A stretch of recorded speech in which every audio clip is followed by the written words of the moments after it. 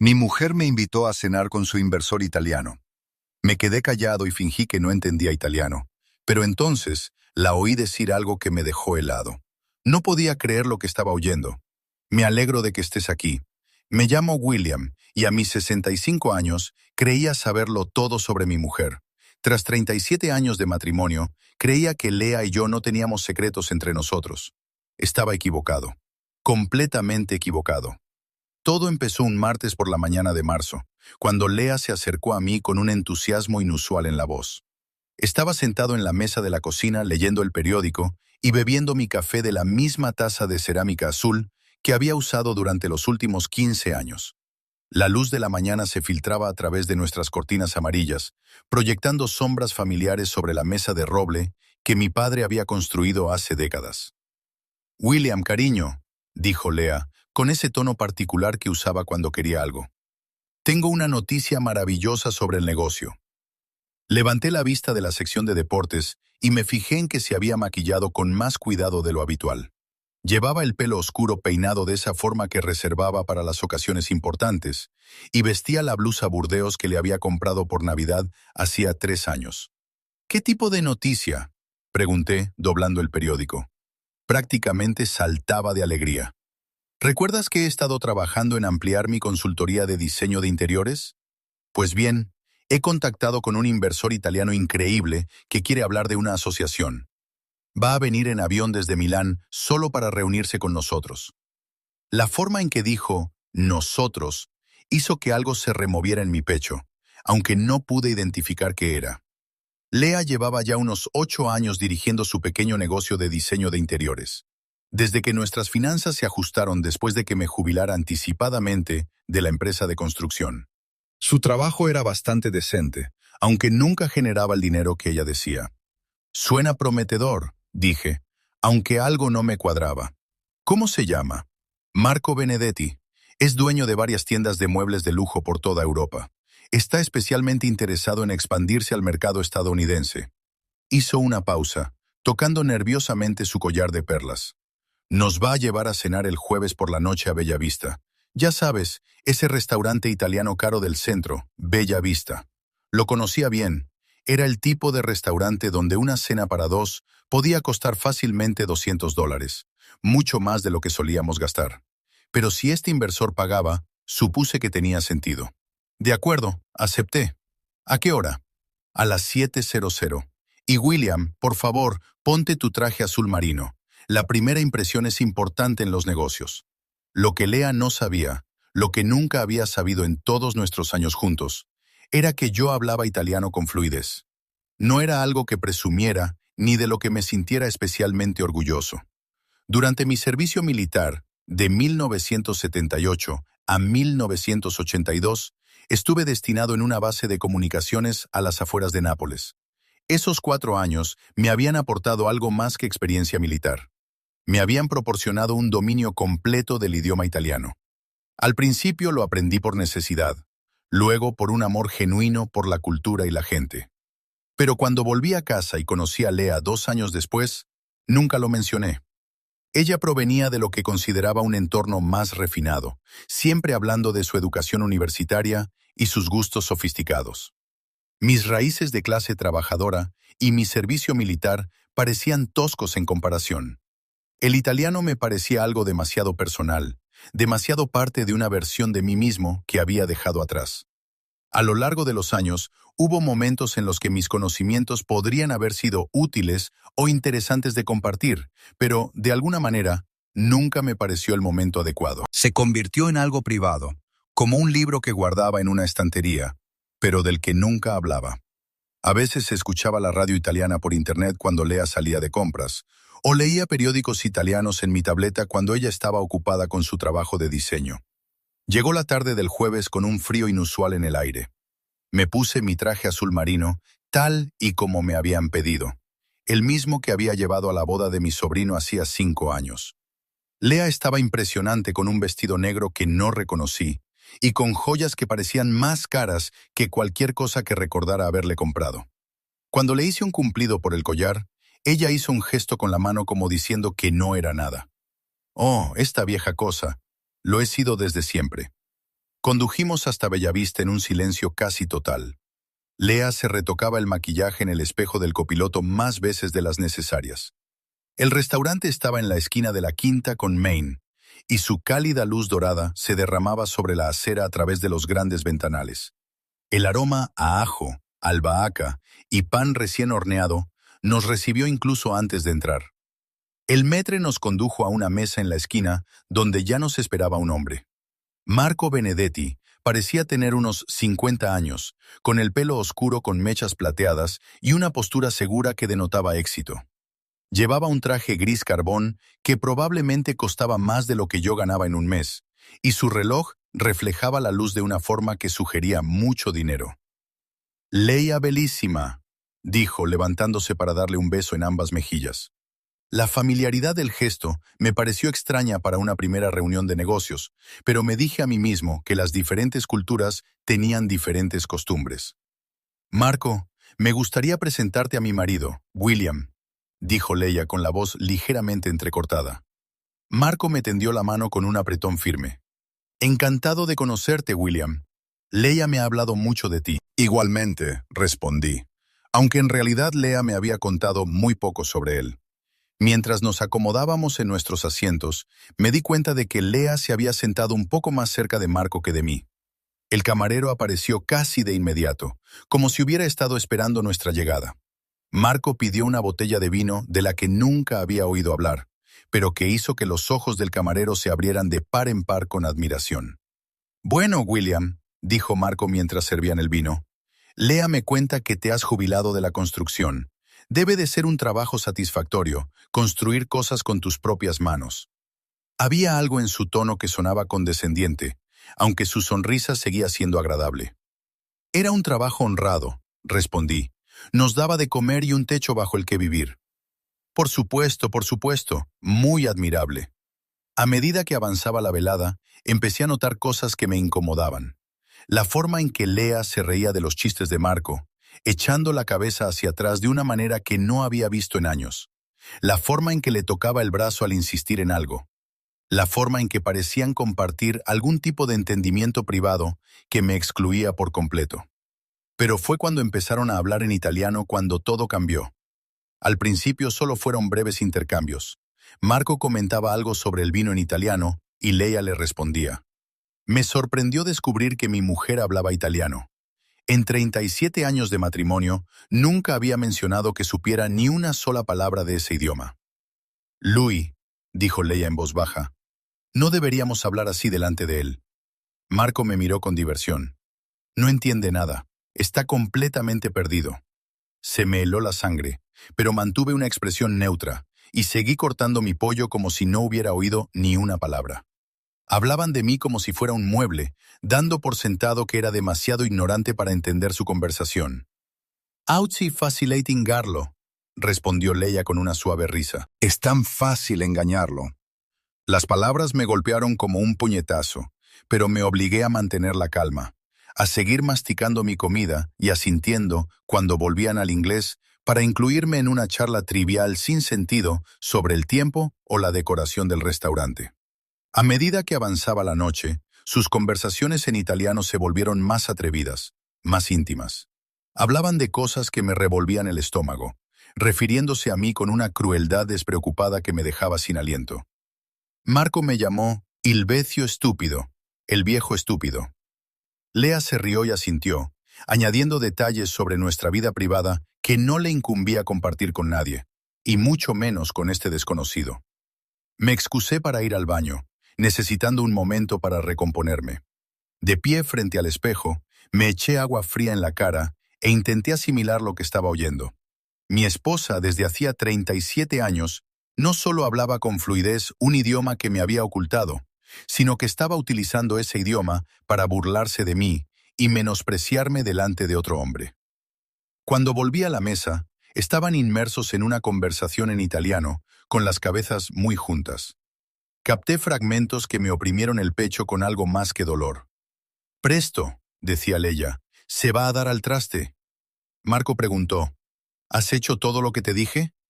«Seeto». «Sí, todo está en su sitio.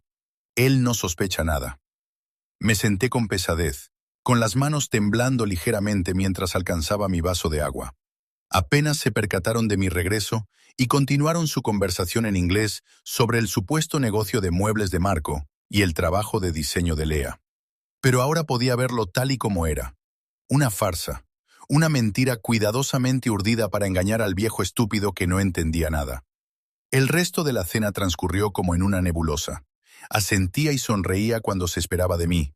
Hacía comentarios apropiados sobre la comida y la oportunidad de negocio que, según decían, estaban discutiendo. Pero por dentro, mi mundo se desmoronaba pieza a pieza. Cuando nos disponíamos a irnos, Marco volvió a dar a Lea un beso de despedida en ambas mejillas, pero esta vez vi lo que se me había escapado antes. No se trataba de una despedida profesional entre socios de negocios. Era algo íntimo, familiar, cargado de un significado que me excluía por completo.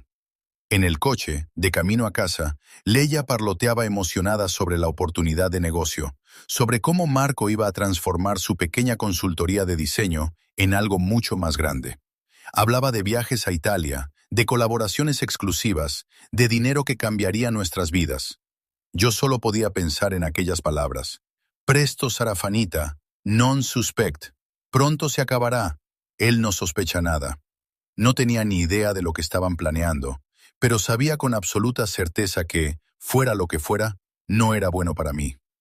Al entrar en el camino de acceso a nuestra casa, pasando por el jardín que había cultivado durante años y dirigiéndonos hacia la casa que mi padre me había dejado, me di cuenta de que mi matrimonio, mi vida, todo lo que creía saber sobre la mujer que dormía a mi lado cada noche, se había construido sobre mentiras. Esa noche, mientras Leia se quedaba dormida a mi lado, me quedé mirando al techo y me pregunté cuánto tiempo llevaba viviendo esa doble vida. ¿Cuánto tiempo llevaba hablando italiano? ¿Cuánto tiempo hacía que conocía a Marco? Y lo más aterrador de todo, ¿qué era exactamente lo que estaba a punto de terminar? A la mañana siguiente, no podía concentrarme en nada. Leia se afanaba en la cocina, tarareando canciones italianas que nunca le había oído cantar antes, como si la noche anterior la hubiera llenado de nueva energía. Preparó café y tostadas con una alegría casi maníaca que me dolía como sal en una herida abierta. ¿No fue maravilloso, Marco?, dijo, untando mantequilla en sus tostadas con movimientos rápidos y emocionados. No puedo creer la suerte que tenemos de que haya decidido trabajar con nosotros. Asentí distraídamente, mientras mi café se enfriaba y yo fingía leer el periódico. Las palabras se difuminaban ante mis ojos, mientras mi mente se llenaba de preguntas que no podía hacer sin revelar lo que sabía. ¿Cuánto tiempo llevaba esto pasando? ¿Cómo se me habían pasado por alto las señales? William, ¿me estás escuchando? La voz de Leia tenía ese tono que adoptaba cuando creía que no le prestaba la atención debida. Por supuesto, Marco parece muy profesional. Sonrió. Esa expresión radiante que una vez me había hecho latir el corazón con fuerza, pero que ahora se sentía como un cuchillo retorciéndose en mi pecho. Lo es, y nos va a ayudar a vivir por fin la vida que nos merecemos. La vida que nos merecemos. La frase se me quedó grabada mientras ella recogía los platos del desayuno y anunciaba que se iba de compras. Después de 37 años de matrimonio, pensaba que habíamos estado viviendo la vida que nos merecíamos. Modesta, pero cómoda, basada en la honestidad y el trabajo compartido.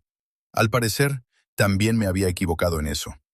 Una vez que su coche desapareció por nuestra calle arbolada, hice algo que nunca había hecho antes en nuestro matrimonio. Revisé sus cosas.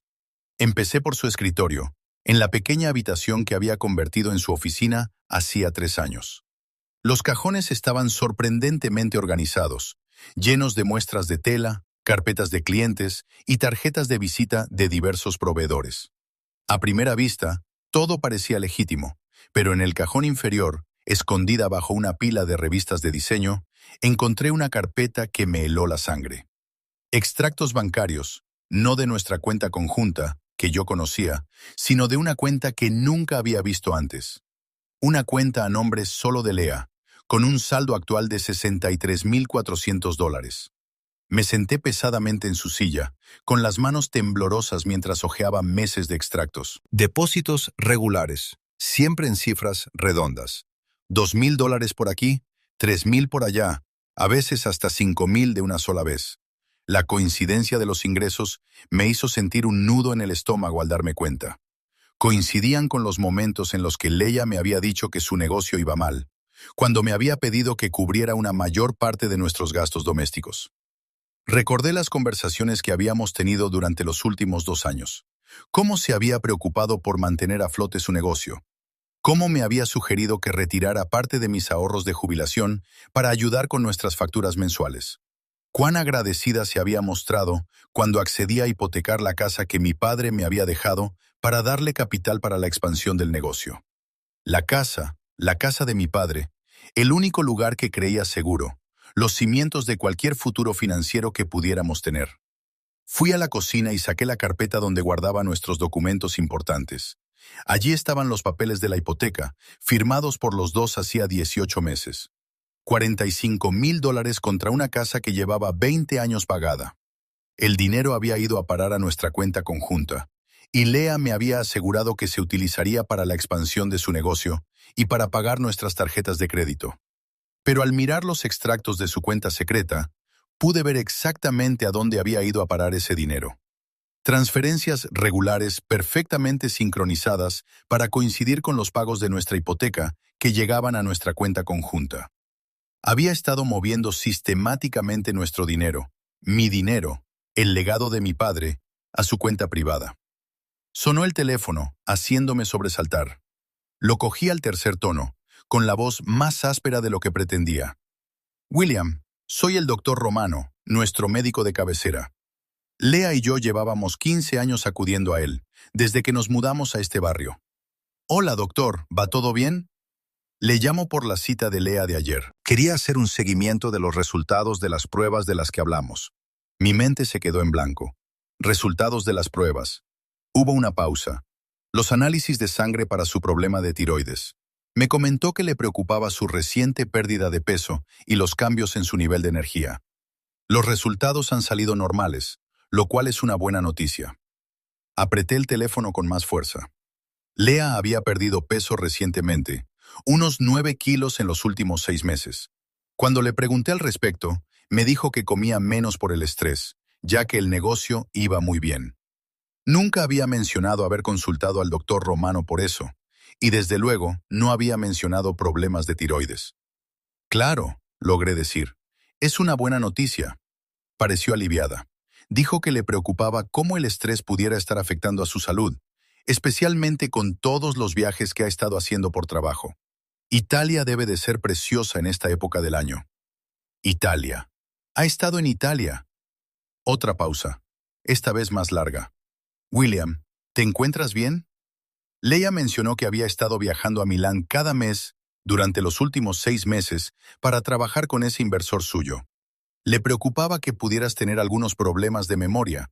De hecho, dijo que habías estado olvidando conversaciones y que parecías confundido con respecto a su calendario de viajes. La habitación daba vueltas a mi alrededor. Viajes mensuales a Italia durante 6 meses, y ella le había estado diciendo a nuestro médico que yo tenía problemas de memoria, que estaba confuso y olvidadizo. Estoy bien, doctor, solo cansado. Bueno, si tiene alguna preocupación, no dude en llamar. Y William, Leah mencionó que has estado teniendo algunos dolores en el pecho. Deberías venir a hacerte un chequeo. A tu edad, es importante no ignorar estas cosas. Dolores en el pecho. Nunca le había mencionado a nadie los dolores en el pecho, porque nunca los había tenido. Pero al parecer Leah había estado hablando de mis problemas de salud imaginarios con nuestro médico de cabecera. Después de colgar, me quedé sentado en la cocina durante mucho tiempo, mirando la luz de la mañana que entraba por las ventanas que Leah había insistido en renovar con costosos tratamientos a medida el año pasado. Tratamientos que habían costado $3,000 y que, según ella, procedían de un pago especial de bonificación de un cliente. Todo empezaba a cobrar un terrible sentido. La cuenta bancaria secreta, los viajes a Italia. Yo no sabía nada de las historias que le contaba a nuestro médico sobre mi memoria fallida y mis misteriosos problemas de salud. Incluso su repentina fluidez en italiano. ¿Cuánto tiempo llevaba aprendiéndolo? ¿Cuánto tiempo llevaba planeando esto? Pensé en las palabras de Marco de la noche anterior. Un completo mentalosuro. No tiene ni idea. No se habían referido a mi desconocimiento del italiano, se habían referido a mi desconocimiento de todo. La puerta principal se cerró de un portazo y rápidamente volví a meter los extractos bancarios donde los había encontrado. Lea apareció en la cocina cargando bolsas de la compra de tiendas que sabía que no podíamos permitirnos. He conseguido unas muestras de tela increíbles en esa nueva boutique del centro, dijo, con las mejillas sonrojadas por la emoción. A Marco le van a encantar para la sala de exposiciones de Milán. ¿Cuánto te has gastado? Ella hizo un gesto con la mano, como restando la importancia. Es una inversión, William. Hay que gastar dinero para ganar dinero. Empezó a sacar artículos de aspecto lujoso, muestras de tela, libros de diseño y lo que parecía un maletín de cuero italiano. Además, Marco insistió en hacerse cargo de los gastos. Es tan generoso. La observé colocar sus compras sobre el mostrador, con movimientos rápidos y emocionados. Era una mujer a la que no reconocía, alguien que compraba sin limitaciones presupuestarias y hablaba con naturalidad de acuerdos comerciales internacionales. ¿Cuándo se había convertido en esa persona? ¿Cómo se me había pasado por alto una transformación tan fundamental? Ha llamado el doctor Romano, dije con cautela. Se quedó muy quieta por un momento antes de darse la vuelta con una sonrisa radiante. Ah, ¿sobre qué? ¿Los resultados de tus pruebas? ¿Tu problema de tiroides, verdad? Sí, todo ha salido normal, gracias a Dios. Estaba muy preocupada. Se acercó, extendiendo la mano para tocarme el brazo. William, cariño, ¿te encuentras bien? Estás pálido. Ella mencionó. Te has estado preocupando por mi memoria. Su expresión cambió a una de suave preocupación, del tipo que se usaría con un pariente anciano confundido. Cariño, has tenido algunos problemas últimamente. Ayer olvidaste que te había hablado de mi viaje de negocios de la semana que viene, y el mes pasado no recordabas dónde habías dejado los papeles del seguro. La miré fijamente. Esta mujer que había compartido mi cama durante 37 años, que había comido miles de comidas en la mesa que construyó mi padre, que había prometido amarme y honrarme hasta que la muerte nos separara, me estaba mintiendo a la cara con la misma naturalidad con la que comentaría el tiempo. ¿Qué viaje de negocios? ¿Ves? Esto es exactamente a lo que me refiero. Me dio una palmadita en el brazo de una forma que me pareció condescendiente. Te dije esta mañana que Marco quiere que vuele a Milán la semana que viene para reunirme con su equipo de diseño. Es una gran oportunidad para nosotros. ¿Nosotros? No paraba de decir «nosotros» cuando se refería a ella misma. Cuando se refería a ella y a Marco. ¿Cuánto tiempo estarás fuera? Solo 4 días, 5 como mucho. Volvió a sus compras, pero capté algo en su reflejo en la ventana de la cocina. Una sonrisa que no encajaba con su tono preocupado. No te preocupes, cariño. Me aseguraré de que la señora Patterson, la vecina de al lado, te eche un vistazo. La señora Patterson tenía 82 años y me vigilaba como si fuera un inválido. La insinuación era clara. Lea me estaba presentando como alguien en quien no se podía confiar para que se cuidara solo durante 5 días. Esa tarde, mientras Lea supuestamente se reunía con un cliente, conduje hasta nuestro banco. Nunca había sido el tipo de marido que controlaba cada céntimo, pero siempre había tenido acceso a nuestra cuenta conjunta, o eso creía. Me gustaría revisar el movimiento de nuestra cuenta del último año, le dije a la cajera, una joven que nos había atendido muchas veces antes. Ella sacó los registros, y lo que vi allí confirmó mis peores temores. Grandes retiradas de dinero de forma habitual, siempre firmadas por Lea, siempre en días en los que me había dicho que trabajaba hasta tarde o que tenía reuniones con clientes. El patrón era claro. El dinero entraba de mis depósitos de jubilación y de la hipoteca de la casa de mi padre, y salía hacia su cuenta privada. Pero había algo más que me aceleró el corazón. Consultas sobre seguros de vida. Alguien había estado preguntando por mi póliza, la póliza de $300,000 que había contratado años atrás, cuando nos casamos. Las consultas habían comenzado hacía 6 meses, justo por la época en que, al parecer, Lea había empezado sus viajes mensuales a Italia. ¿Hay algún problema, señor Harrison?, preguntó la cajera. No, respondí, aunque mi voz sonaba extraña, incluso para mis propios oídos. No hay ningún problema. De camino a casa, intenté reconstruir la cronología. 6 meses de viajes a Italia, 6 meses de planificación financiera secreta. Una amante que me llamaba viejo estúpido y hablaba con naturalidad de que todo acabaría pronto. Una esposa que le decía a nuestro médico que yo tenía problemas de memoria y de salud. Al entrar en el camino de acceso a nuestra casa, me di cuenta de que el coche de Lea ya estaba allí, aunque se suponía que no volvería de su reunión con un cliente hasta dentro de una hora. A través de la ventana delantera, pude verla hablando por teléfono, gesticulando animadamente mientras hablaba. Incluso desde fuera, me di cuenta de que estaba hablando en italiano.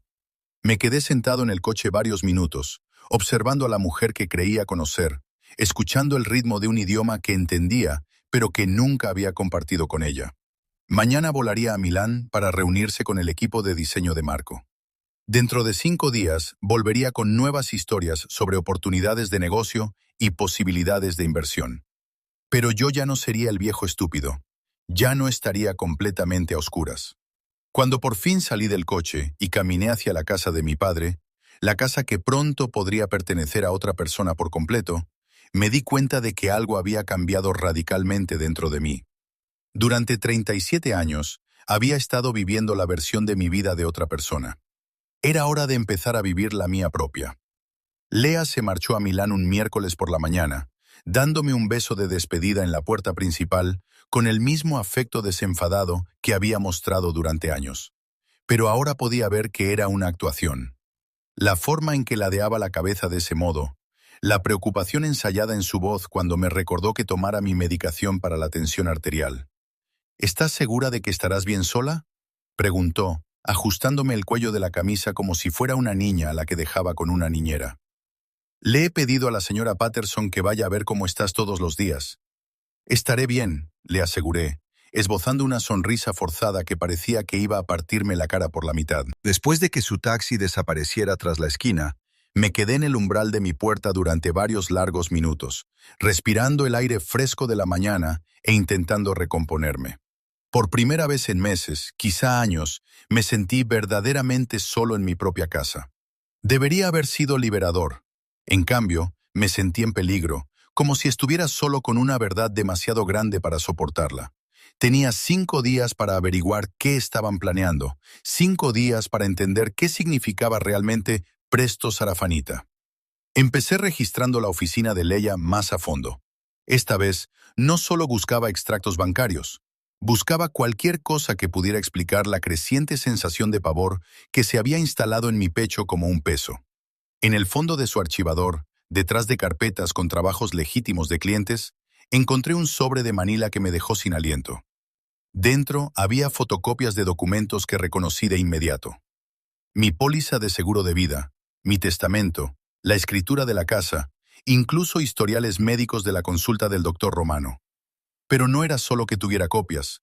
Alguien las había anotado a mano. Supuse que no era Marcos. Notas en los márgenes sobre beneficiarios y plazos de pago, signos de interrogación junto a ciertas cláusulas. Lo más escalofriante de todo, una nota adhesiva amarilla pegada a mi historial médico con una sola palabra escrita en italiano. Cuore Heart. Me temblaban las manos mientras dejaba los documentos sobre el escritorio de Leia. Habían estado estudiando mi vida como si fuera un plan de negocio, examinando cada detalle de lo que pasaría cuando yo ya no estuviera en escena. Recordé la llamada del doctor Romano sobre mis supuestos dolores en el pecho, los síntomas que nunca había comunicado, pero que, al parecer, Leia había estado comentando con él. Estaba elaborando un historial médico, creando un rastro documental que respaldara una narrativa concreta cuando llegara el momento. Sonó el teléfono, haciéndome dar un respingo tan violento que tiré la taza de café de Leia. La cogí al segundo tono, con el corazón a 1000. «William, chao, soy Marco». Apreté el auricular, obligando a mi voz a mantenerse firme. «Hola, Marco. Leia no está aquí. Se ha ido a Milán esta mañana». Ya, lo sé. En realidad quería hablar contigo». Había algo diferente en su tono, una confianza despreocupada que me puso los pelos de punta. «Lea me ha dicho que últimamente no te has encontrado bien».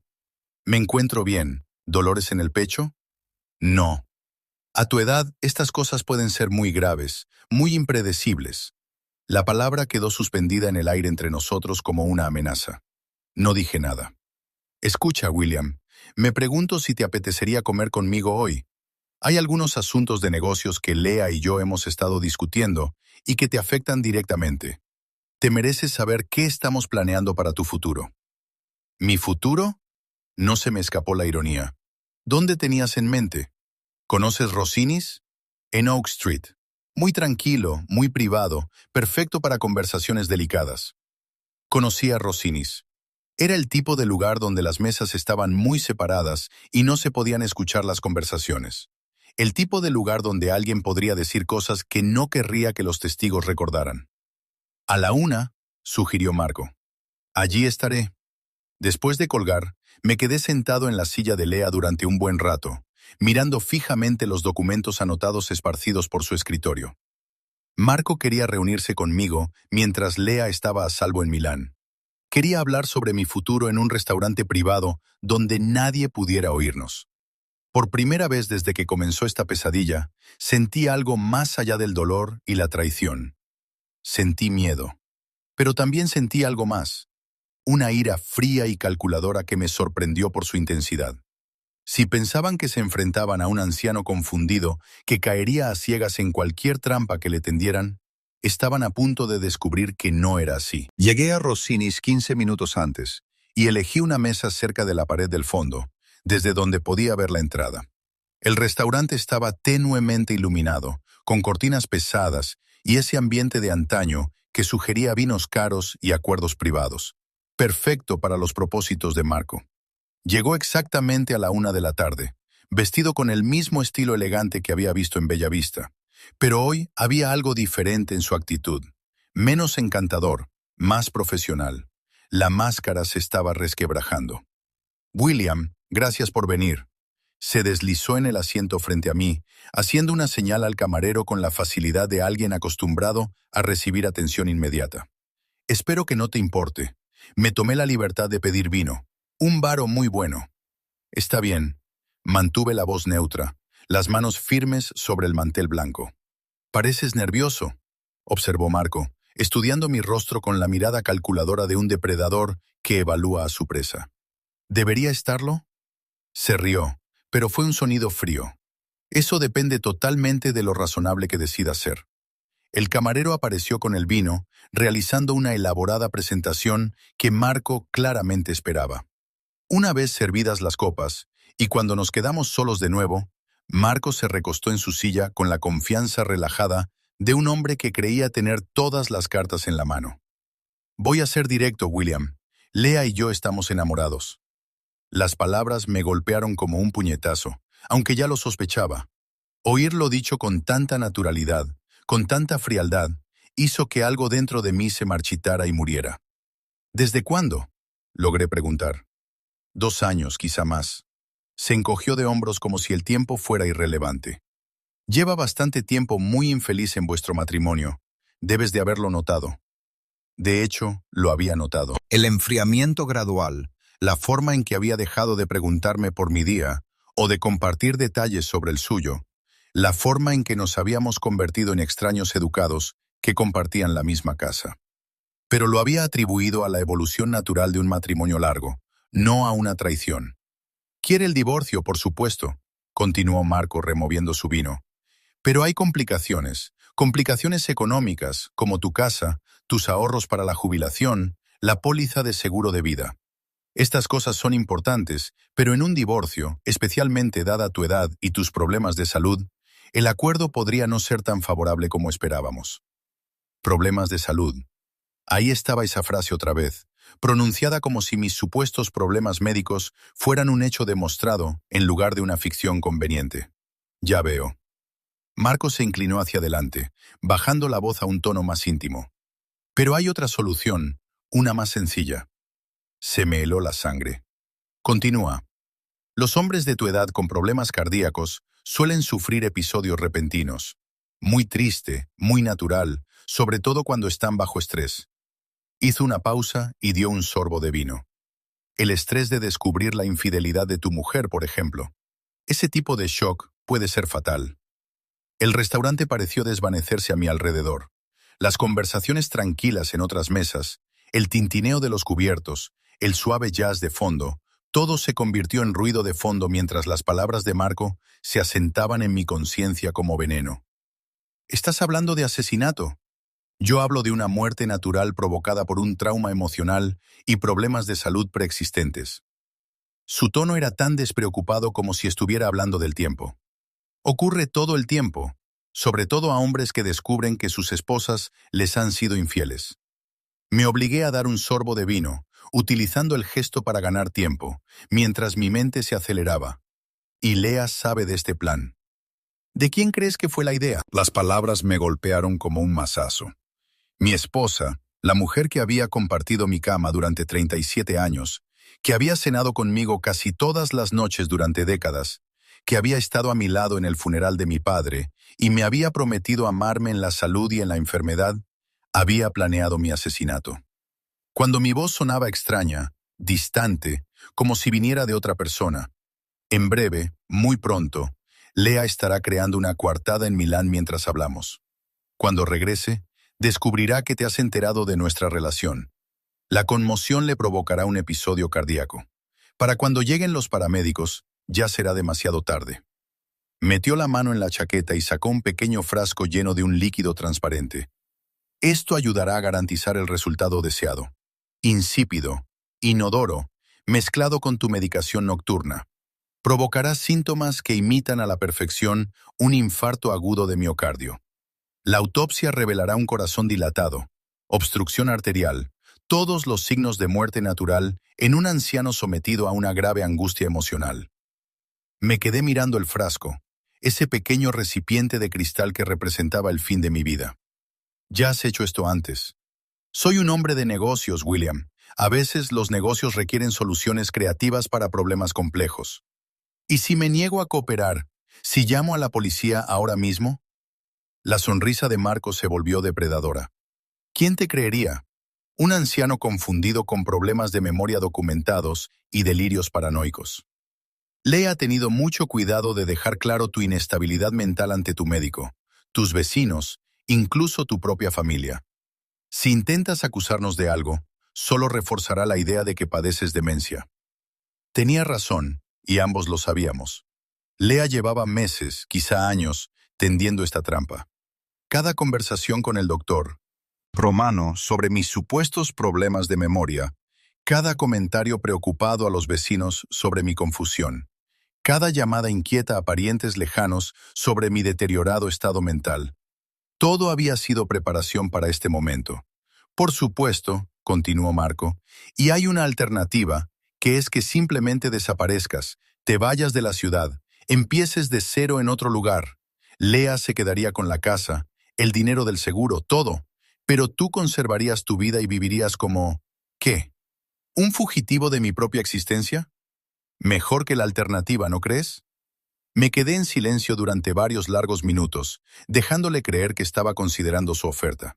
En realidad, estaba memorizando cada palabra que había dicho, cada detalle de su expresión, cada matiz de esta conversación que necesitaría recordar más tarde. Finalmente, dejé mi copa de vino sobre la mesa y le miré a los ojos. Necesito tiempo para pensar. Por supuesto, pero no demasiado. Lea vuelve el domingo. Para entonces, las cosas tendrán que estar resueltas. Se levantó, dejando caer sobre la mesa el dinero por el vino que apenas habíamos tocado. Ha sido un placer hablar contigo, William. Espero de verdad que tomes la decisión más sensata. Mientras se alejaba, me di cuenta de que había dejado el frasco sobre la mesa, parcialmente oculto bajo la servilleta. Un último y casual recordatorio de lo fácil que le resultaría acabar con mi vida. Me quedé sentado solo otros 20 minutos, mirando fijamente aquel pequeño recipiente de cristal e intentando asimilar la magnitud de lo que acababa de descubrir. Mi mujer me quería muerto. No divorciado, ni separado, muerto. Lo había planeado con su amante, con la misma atención al detalle que ponía en su trabajo de diseño de interiores. Pero a medida que el impacto empezaba a desvanecerse, me di cuenta de algo que me sorprendió. No solo tenía miedo, estaba enfadado, furioso de hecho. Durante 37 años, había sido un marido fiel, un proveedor de confianza, un hombre que cumplía su palabra y honraba sus compromisos.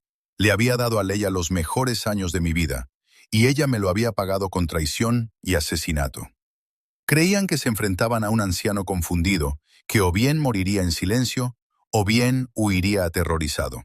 No tenían ni idea de con quién se estaban enfrentando realmente. Cogí el frasco y lo guardé en mi bolsillo. Prueba. Después pagué mi cuenta y salí de Rossinis a la luz del sol de la tarde, pensando ya en mi siguiente movimiento. Si Lea y Marco querían jugar con la vida y la muerte, yo les enseñaría cómo se jugaba realmente ese juego. Conduje de vuelta a casa desde Rossinis en un día, con las palabras de Marco resonando en mi mente como una sentencia de muerte.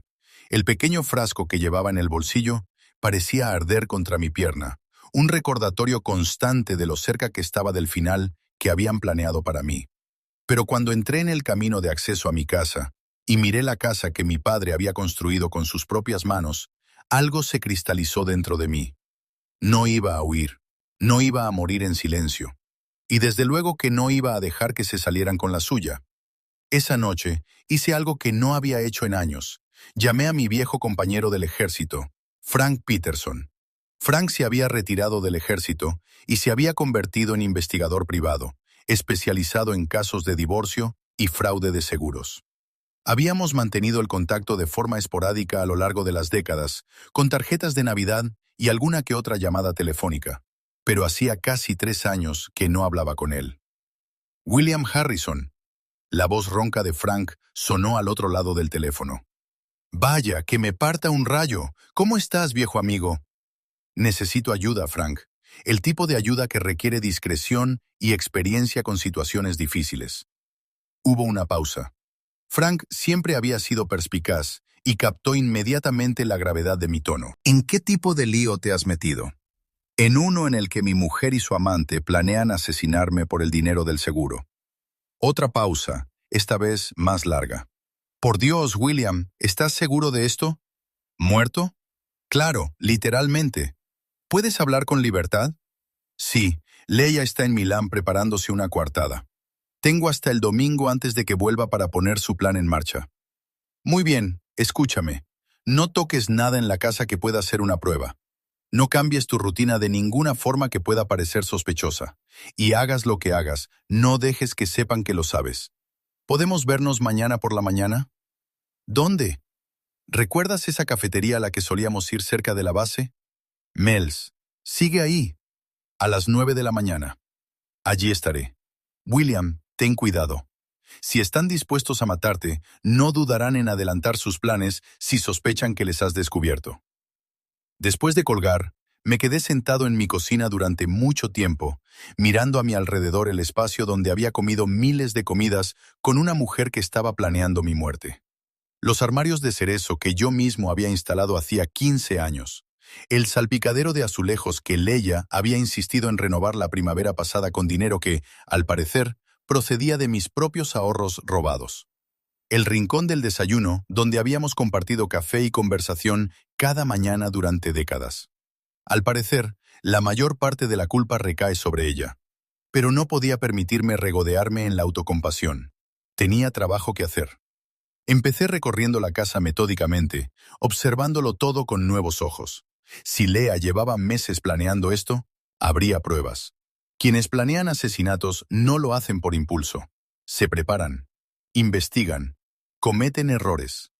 En nuestro dormitorio, encontré la primera pieza del rompecabezas. Escondida en el fondo del joyero de Lea, detrás de una maraña de collares de bisutería que la había visto llevar durante años, había una pequeña grabadora digital, de esas que caben en un bolso o en un bolsillo, de esas que pueden grabar conversaciones sin que nadie se dé cuenta. Me temblaban las manos mientras reproducía la grabación más reciente. Era mi voz hablando con el doctor Romano durante mi última cita, hacía 6 meses. Recordaba la visita, solo un chequeo de rutina, nada grave. Pero al escucharla ahora, me di cuenta de que Lea había estado sentada en la sala de espera con esa grabadora en marcha, captando cada palabra. ¿Algún dolor en el pecho? ¿Dificultad para respirar?, preguntó la voz del doctor Romano. No, nada de eso, respondió mi voz. Bien, bien.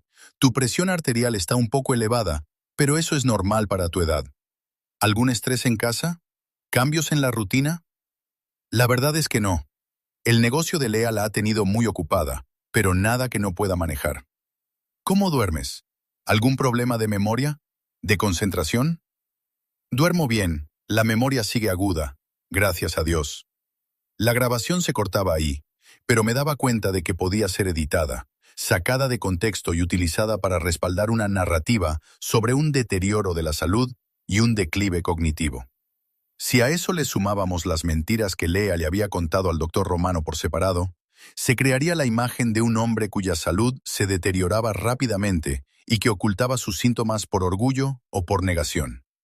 Encontré más grabaciones escondidas en distintos lugares de la casa, conversaciones con los vecinos, llamadas telefónicas con el banco, incluso comentarios casuales que yo había hecho sobre sentirme cansado después de trabajar en el jardín.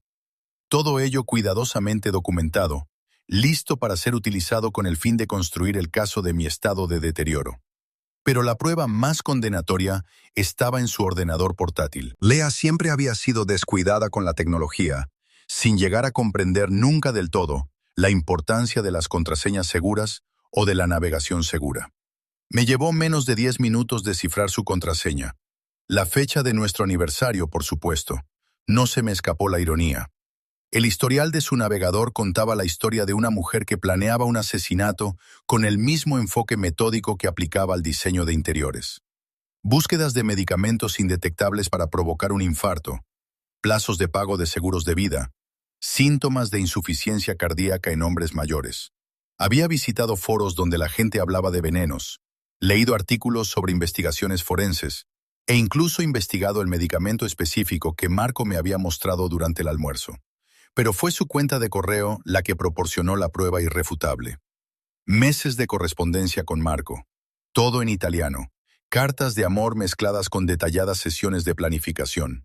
Hablaron de mis rutinas, mi salud, mi situación financiera con la fría precisión de depredadores acechando a su presa. Leia había escrito hacía 3 semanas. El viejo está empezando a sospechar. La respuesta de Marco. Tenemos que acelerar el plan. No podemos dejar que descubra la verdad. Pero el correo que me heló la sangre era de hacía solo 2 días, enviado tras nuestra cena en Bellavista.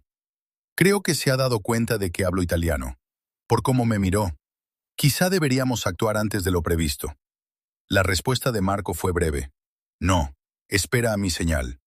El domingo por la noche, tal y como hablamos, la droga estará lista el domingo por la noche. En 3 días, planean matarme.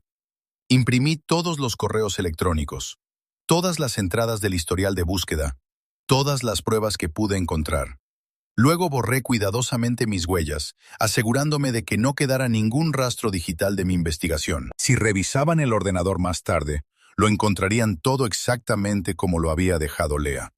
A la mañana siguiente, conduje hasta la cafetería de Mel, un antro que apenas había cambiado desde que Frank y yo solíamos desayunar allí hace 45 años. Frank ya estaba esperando en una mesa al fondo, con la misma expresión seria que recordaba de nuestros días en el ejército. «Tienes muy mal aspecto», dijo a modo de saludo. «Me siento fatal». Me senté en el asiento frente a él y le pasé un sobre de Manila por la mesa. «Todo está ahí dentro. Correos electrónicos, grabaciones, extractos bancarios, el veneno que Marco me dio ayer». Frank arqueó las cejas. «¿Te dio veneno? ¿Y me lo enseñó?» Dijo que simularía un ataque al corazón. Saqué el frasco del bolsillo y lo dejé con cuidado sobre la mesa. Lo dejó allí por accidente, como recordatorio de lo fácil que sería matarme. Frank examinó el frasco sin tocarlo. Luego abrió el sobre y empezó a leer los documentos. Su expresión se ensombreció con cada página. «Esto es algo muy despiadado, William. Tu mujer lleva planeando esto al menos 18 meses, quizá más. La manipulación financiera, el gaslighting médico, el descrédito. Es la preparación clásica para el asesinato conyugal. ¿Podemos detenerlos? Podemos hacer algo mejor que eso. Podemos destruirlos». Frank se recostó en el reservado, con la mente ya calculando las posibilidades. «Pero para eso tendrás que seguirles el juego unos días más. ¿Podrás con ello?» «¿A qué te refieres?» «Tenemos que dejar que crean que su plan está funcionando. Dejemos que Lea vuelva a casa el domingo. Dejemos que pongan en marcha el plan que sea que tengan, pero nosotros estaremos preparados para ellos. ¿Quieres que deje que intenten matarme? Quiero que les hagas creer que te están matando a ti. Frank sonrió por primera vez desde que llegué. Confía en mí, viejo amigo. Para cuando hayamos acabado con ellos, serán ellos los que se enfrenten a cadena perpetua. Durante la siguiente hora, Frank me explicó su plan. Era elaborado, arriesgado y requería una sincronización precisa. Pero si funcionaba, Lea y Marco no solo serían pillados infraganti, sino que quedarían atrapados por su propia codicia y arrogancia. La clave, explicó Frank, es hacerles creer que han tenido éxito. Dejamos que lleven a cabo su plan, dejamos que te envenenen, dejamos que te vean morir. Luego, cuando estén celebrando su victoria, les tendemos la trampa. Y si algo sale mal, si el veneno falso no es lo suficientemente falso, para eso tenemos planes de contingencia, asistencia médica de guardia, antídotos preparados, todo lo necesario. En realidad nunca correrás peligro, William, pero ellos no lo sabrán. Mientras ultimábamos los detalles, sentí algo que no había experimentado en meses. Esperanza. No solo esperanza de sobrevivir, sino esperanza de justicia. Lea y Marco habían subestimado al estúpido anciano. Estaban a punto de descubrir lo caro que podía salirles ese error. Hay una cosa más, dijo Frank mientras nos preparábamos para irnos. Una vez que hagamos esto, no habrá vuelta atrás. Tu matrimonio habrá terminado, obviamente. Pero más que eso, sabrás exactamente lo que tu mujer pensaba de ti, exactamente lo poco que significaba tu vida para ella. ¿Estás preparado para eso? Reflexioné sobre la pregunta mientras conducía de vuelta a casa, pasando por los lugares familiares de una vida que estaba a punto de dejar atrás para siempre. El parque donde Lea y yo solíamos pasear los domingos por la tarde, la iglesia donde nos habíamos casado hacía 37 años, las calles arboladas donde habíamos construido lo que yo creía que era una vida feliz juntos. Para cuando entré en mi camino de entrada, ya tenía mi respuesta. Estaba más que preparado para la verdad. Estaba ansioso por ella. Que Leia volviera a casa desde Milán pensando que regresaba para acabar con un anciano confuso e indefenso. Que Marco creyera que se enfrentaba a un blanco fácil que moriría en silencio y sin complicaciones. Querían jugar con mi vida. Muy bien, que comience el juego. El domingo llegó gris y frío, con ese viento gélido que te atraviesa el abrigo y se te clava en los huesos. Me quedé de pie junto a la ventana de la cocina esperando el taxi de Lea mientras intentaba calmar mis nervios. En unas horas, mi esposa, desde hacía 37 años, intentaría asesinarme. La idea aún me parecía surrealista, como algo sacado de una serie de televisión en lugar de mi propia vida. Frank había pasado los 2 días anteriores preparándolo todo. Cámaras ocultas en lugares estratégicos por toda la casa. Equipo de grabación de audio capaz de captar conversaciones desde 3 habitaciones de distancia. Personal médico a la espera justo a las afueras de nuestro barrio, listo para intervenir si algo salía mal.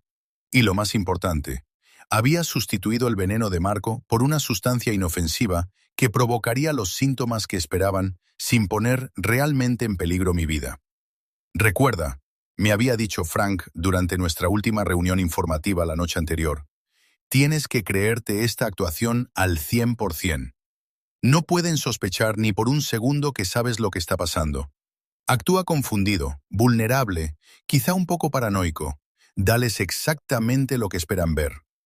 A las 3:15 de la tarde llegó el taxi. Observé desde detrás de las cortinas del salón cómo Lea pagaba al conductor y recogía su equipaje.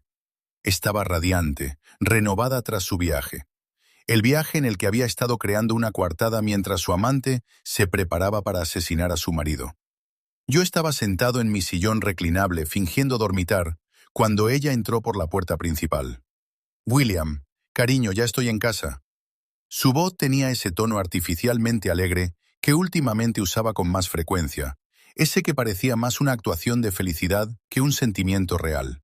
«Estoy aquí», grité, añadiendo a mi voz un ligero temblor que no era del todo fingido. Ella apareció en la puerta, todavía con la ropa de viaje puesta, con el rostro adornado por una expresión de cariñosa preocupación. «Ay, cariño, pareces cansado. ¿Te has estado cuidando?» La señora Patterson vino a verme ayer y me trajo un poco de sopa. ¡Qué detalle! Lea dejó el bolso sobre la mesita del salón y se sentó en el borde del sofá, estudiándome el rostro con lo que ahora reconocí como cálculo más que como preocupación. ¿Cómo te encuentras? ¿Algún dolor en el pecho? ¿Dificultad para respirar? Ahí estaba, la trampa. Ya estaba sembrando las semillas de lo que estaba por venir. Un poco cansada, tal vez. Nada grave. Asintió con la cabeza como si archivara la información. Bueno, probablemente deberías tomártelo con calma esta noche. Te he traído algo de Italia. Un té especial que se supone que es muy bueno para la circulación. Un té especial. Me pregunté si así era como planeaban administrarme el veneno. Suena bien. ¿Qué tal el viaje? Lea se lanzó a una animada descripción de su estancia en Milán, hablando de reuniones con el equipo de diseño de Marco y de oportunidades para futuras colaboraciones. Era una buena actriz, tenía que reconocerlo. Si no hubiera sabido la verdad, me habría creído cada palabra. Pero sí sabía la verdad, y verla representar esa elaborada mentira me revolvió el estómago. Esta mujer había compartido mi cama durante décadas. Me había consolado cuando murió mi padre, había celebrado cada pequeña victoria y se había compadecido de cada decepción. Ahora estaba sentada a 1 metro de distancia, planeando los últimos detalles de mi asesinato. Por cierto, Marco te manda saludos, dijo con naturalidad. Vuelve mañana en avión para cerrar algunos acuerdos de negocios. Quizás se pase a ver cómo estás. ¿Cómo estaba? El eufemismo era casi cómico. La tarde transcurrió en una extraña simulación de normalidad. Leia deshizo las maletas y me enseñó unos pequeños regalos que supuestamente había comprado en Milán. Preparó la cena, mi estofado favorito, que debería haber sido un consuelo, pero que, en cambio, me pareció la última comida de un condenado. Vimos la televisión juntos en el sofá, con su mano acercándose de vez en cuando para tocarme el brazo o comprobar si tenía fiebre en la frente. Cada gesto estaba perfectamente calculado, diseñado para reforzar la narrativa de una esposa cariñosa que cuidaba de un marido cada vez más frágil. Si moría esa noche, todos recordarían lo preocupada que había estado, cómo se había dado cuenta de que no me encontraba bien, cómo había intentado cuidarme en mis últimas horas. A las 8:30 se fue a la cocina a preparar el té especial. La escuché moverse, abrir armarios, dejar correr el agua. Mi corazón latía tan fuerte que estaba seguro de que ella podría oírlo cuando regresara. Había llegado el momento de la verdad. En unos minutos, me entregaría una taza de té mezclado con lo que ella creía que era una dosis letal de medicación cardíaca. «Allá vamos», dijo, regresando con una taza humeante en una pequeña bandeja. «Esto debería ayudarte a dormir». El té olía a manzanilla con un trasfondo medicinal que me ponía los pelos de punta. Acepté la taza con las manos que solo temblaban ligeramente. Perfecto para alguien con una salud supuestamente delicada. «Gracias, siempre me cuidas tan bien». Algo destelló en su rostro al oír esas palabras. Culpa, arrepentimiento o simplemente fastidio porque me estaba poniendo sentimental en un momento inoportuno. «Bébete esto mientras esté caliente», me instó. «Así funciona mejor». Me llevé la taza a los labios y di un pequeño sorbo. El líquido era amargo bajo el sabor a manzanilla, con un regusto químico que confirmaba lo que ya sabía. Frank tenía razón. Estaban utilizando una droga que simulaba un fallo cardíaco, probablemente algo difícil de detectar en una autopsia estándar. «Está bueno», mentí, dando otro sorbo. «Es diferente de lo que solemos tomar. Es una mezcla especial. Marco lo recomendó específicamente para problemas de circulación».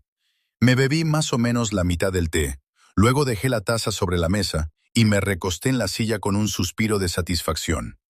«Esto me sienta de maravilla. Creo que esta noche me acostaré temprano. Es una buena idea. Necesitas descansar».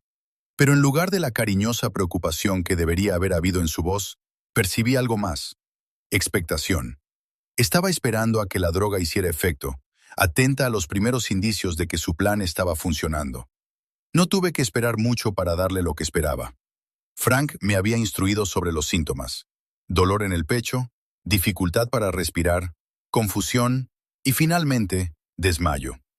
El sustituto inofensivo que me habían dado produciría, en realidad, versiones leves de estos efectos, haciendo que mi actuación resultara más convincente. 20 minutos después de terminar el té, me llevé la mano al pecho y hice una mueca de dolor. «William, ¿qué te pasa?» «Solo una pequeña opresión. Probablemente no sea nada. Sus ojos se agudizaron y vi que miraba el reloj. Justo a la hora prevista.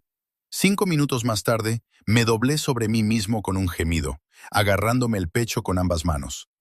Algo va mal, el dolor, está empeorando. Quizá debería llamar al 911, dijo, pero su tono carecía de urgencia. Estaba actuando, ensayando su papel de esposa preocupada para cuando las autoridades le hicieran preguntas más tarde. No, probablemente solo sea acidez. Ayúdame a llegar al dormitorio, me tumbaré un rato. Me ayudó a caminar mientras yo avanzaba a trompicones hacia nuestra habitación, y mi actuación se volvía más dramática a cada paso. Para cuando llegamos a la cama, jadeaba y me agarraba el brazo izquierdo, los clásicos signos de un ataque cardíaco. «William, me estás asustando», dijo, pero podía oír la emoción bajo su miedo. Esto era exactamente lo que había estado esperando. Me desplomé sobre la cama, con la respiración cada vez más entrecortada. A través de mis párpados entrecerrados, la vi observándome. Vi cómo comparaba cada síntoma con la cronología que Marco le había dado. Sonó el teléfono, haciéndonos sobresaltar a los dos. Lea contestó rápidamente, y por su parte de la conversación me di cuenta de que era Marco llamando para ver cómo iba todo. Sí, se lo bebió todo hace unos 40 minutos. Sí, está funcionando exactamente como dijiste que lo haría. No creo que debamos llamar a nadie todavía. Esperemos un poco más. Esperemos un poco más hasta que estuviera muerto, quería decir, hasta que no hubiera ninguna posibilidad de que la intervención médica pudiera salvarme.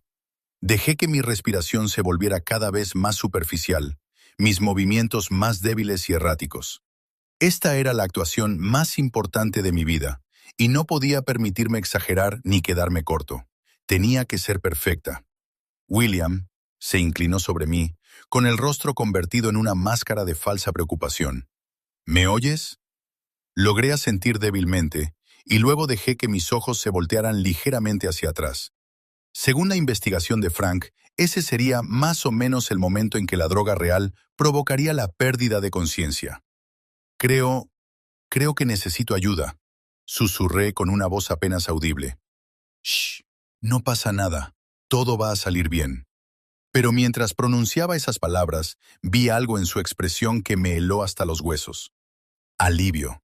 Se sentía aliviada de que me estuviera muriendo. Tras 37 años de matrimonio, la mujer a la que había amado y en la que había confiado esperaba con ansias mi muerte. Mi respiración se volvió cada vez más irregular, con pausas cada vez más largas entre cada respiración. Dejé que mi cuerpo se quedara completamente flácido, con los ojos fijos sin ver nada en el techo. Durante varios largos minutos, Leia se quedó allí sentada mirándome, esperando, asegurándose de que realmente había fallecido antes de pedir ayuda y comenzar su actuación de viuda afligida. Finalmente cogió el teléfono. 911. Sí, necesito una ambulancia. Mi marido creo que está teniendo un infarto. No respira. Su voz era perfecta. Presa del pánico, pero intentando mantener la calma. Devastada, pero lo suficientemente coherente como para dar información clara. Dio nuestra dirección, describió mis síntomas, respondió a todas sus preguntas con la mezcla justa de miedo y disposición a ayudar. Por favor, den prisa, sollozó al teléfono. No puedo perderlo.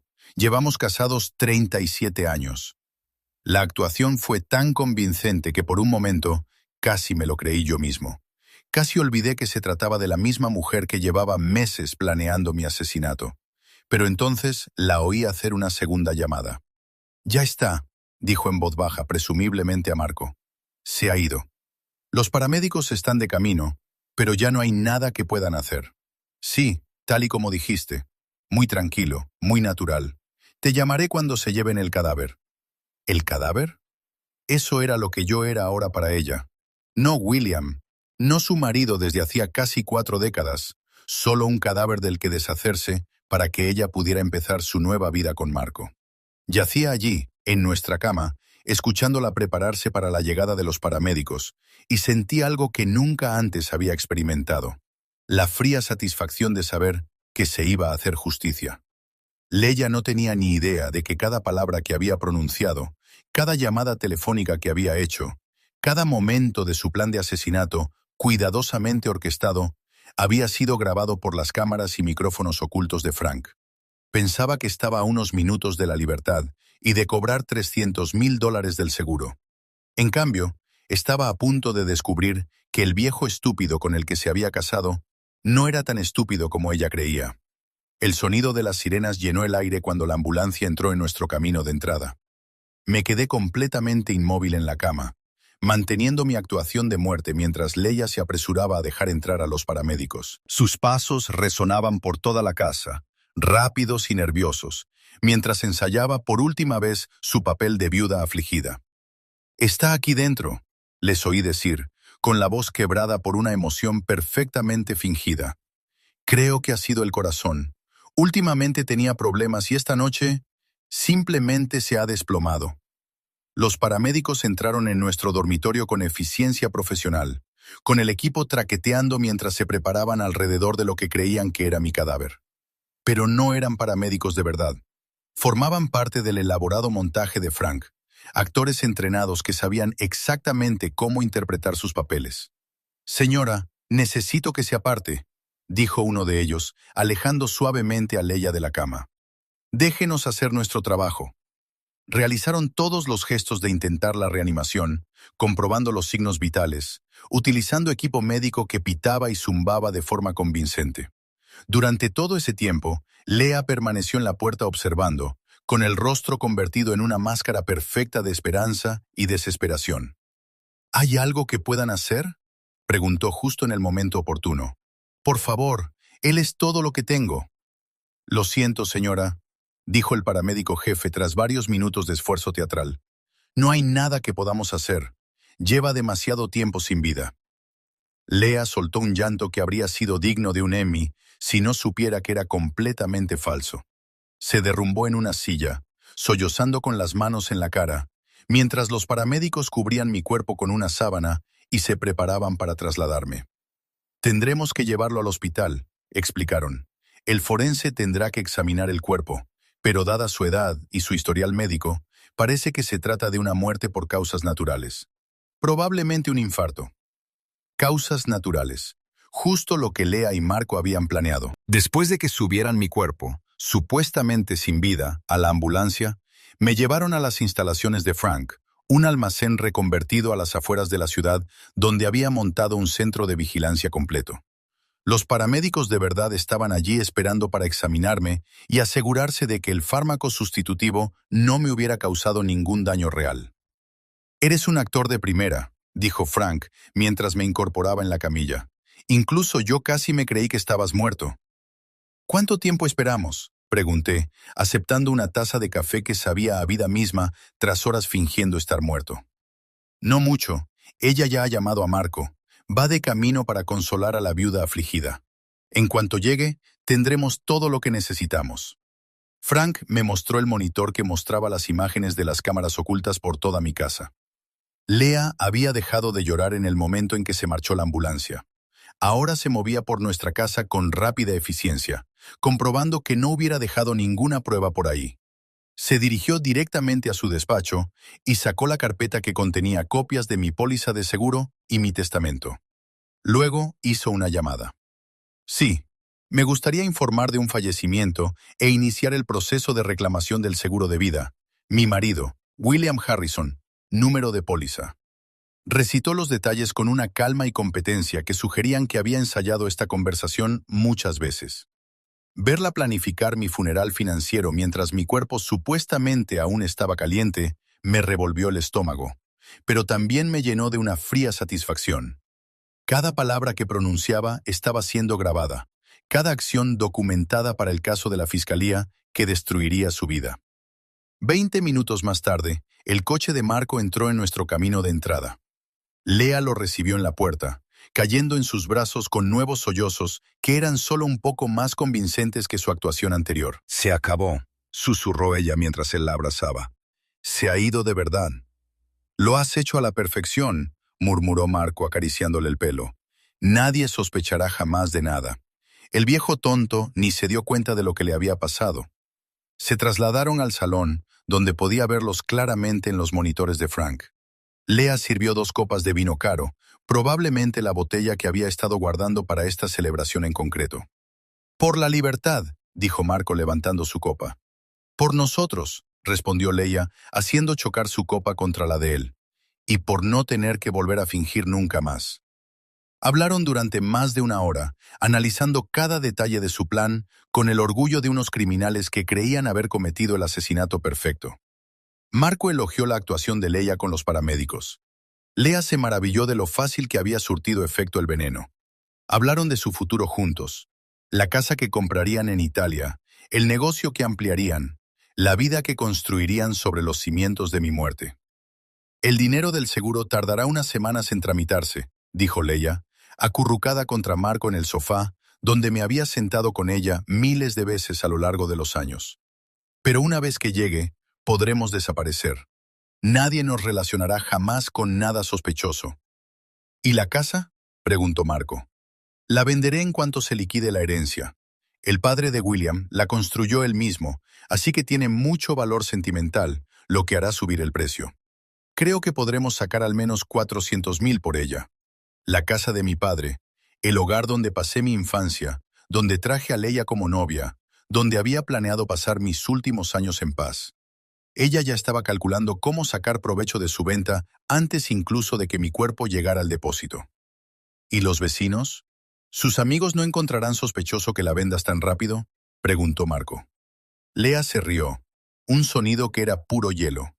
«¿Bromeas? Todos piensan que soy la esposa devota que no soporta vivir en la casa donde murió mi amado marido.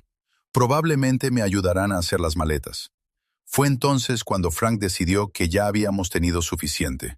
La puerta principal se abrió de golpe con un estruendo que sacudió toda la casa. Agentes del FBI irrumpieron en el salón, con las armas desenfundadas, gritando órdenes para que Lea y Marco levantaran las manos. A través de la pantalla, vi cómo el rostro de mi mujer pasaba de la confusión al estupor y, finalmente, al terror absoluto al darse cuenta de lo que estaba sucediendo. Marco intentó huir, pero no tenía a dónde ir. En cuestión de segundos, ambos estaban de rodillas con las manos atadas a la espalda con bridas. Lea Harrison, Marco Benedetti, quedan detenidos por conspiración para cometer asesinato, intento de asesinato, fraude al seguro y maltrato a personas mayores, anunció el agente al mando. «¡Esto es una locura!», gritó Leia, perdiendo por fin por completo la compostura. «Mi marido murió por causas naturales, no pueden probar nada». «En realidad, sí que podemos», dijo Frank, entrando en la habitación con un ordenador portátil. «Tenemos pruebas en vídeo de que envenenó el té de su marido. Tenemos grabaciones de usted planeando su asesinato. Tenemos documentación de sus delitos financieros. Y lo mejor de todo», hizo una pausa para crear un efecto dramático. Luego sonrió. «Tenemos el testimonio de su marido. William Harrison no está muerto, señora Harrison. Está muy vivo y ha estado viendo su pequeña celebración». A Leia se le fue todo el color de la cara, hasta tal punto que por un momento pensé que podría sufrir un infarto. Marco empezó a gritar lo que supuse que eran palabrotas, aunque agradecí no poder entender las palabras. «Eso es imposible», susurró Leia. «Lo vi morir. No respiraba». «Viste lo que queríamos que vieras», explicó Frank. «Tu marido ha estado colaborando con las fuerzas del orden durante la última semana para documentar tu complot de asesinato. El veneno que creías que lo mataría era en realidad un sedante inofensivo. Cada palabra que has dicho esta noche ha sido grabada. Una hora más tarde, después de que se llevaran a Lea y a Marco esposados y de que el FBI hubiera terminado de recoger pruebas en mi casa, por fin regresé a casa. Frank me acompañó hasta la puerta principal, con una expresión que era una mezcla de satisfacción y preocupación. «Sabes que esto va a salir en todas las noticias, ¿verdad?», me advirtió. «Los intentos de asesinato siempre atraen la atención de los medios». «¡Que hablen!», dije, sorprendiéndome a mí misma de lo poco que me importaba. «La verdad es la verdad». «¿Qué vas a hacer ahora? Esta casa va a estar llena de recuerdos». Miré a mi alrededor, a la casa que había compartido con Lea durante tantos años, tratando de sentir algo de pérdida o nostalgia. En cambio, lo único que sentí fue alivio. Las mentiras habían terminado. La farsa había acabado. Por primera vez en meses, quizá años, era completamente libre de ser yo mismo. Creo que voy a redecorar, dije finalmente, deshacerme de todo lo que me recuerde a ella. Quizá aprender a cocinar algo más que las comidas que ella solía preparar.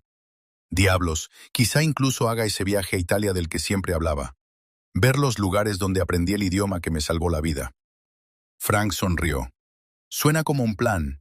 Y William, por si sirve de algo, estoy orgulloso de ti. No muchos hombres de 65 años habrían tenido el valor de defenderse como lo hiciste tú.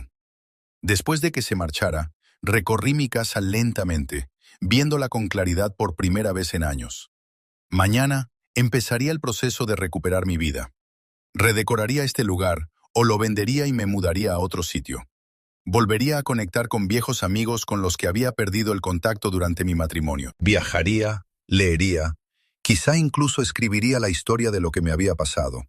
Pero esta noche simplemente me senté en mi cocina con una taza de café, viendo salir el sol sobre el jardín que había cuidado durante décadas.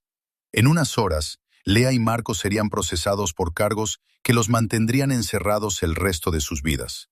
La póliza de seguro de vida de $300,000 que habían codiciado permanecería intacta. La casa que habían planeado vender seguiría a mi nombre. Y lo más importante, el viejo estúpido al que habían subestimado seguía vivo, seguía respirando y por fin era verdaderamente libre. Mientras saboreaba mi café y veía cómo la luz de la mañana se colaba por las ventanas, reflexioné sobre el extraño viaje que me había llevado hasta ese momento. Hace 6 días, era un hombre que vivía una mentira, casado con una mujer que planeaba mi muerte. Hoy, estaba solo, pero era sincero, traicionado, pero victorioso. No era el final que yo habría escrito para mi historia, pero era el final que me merecía.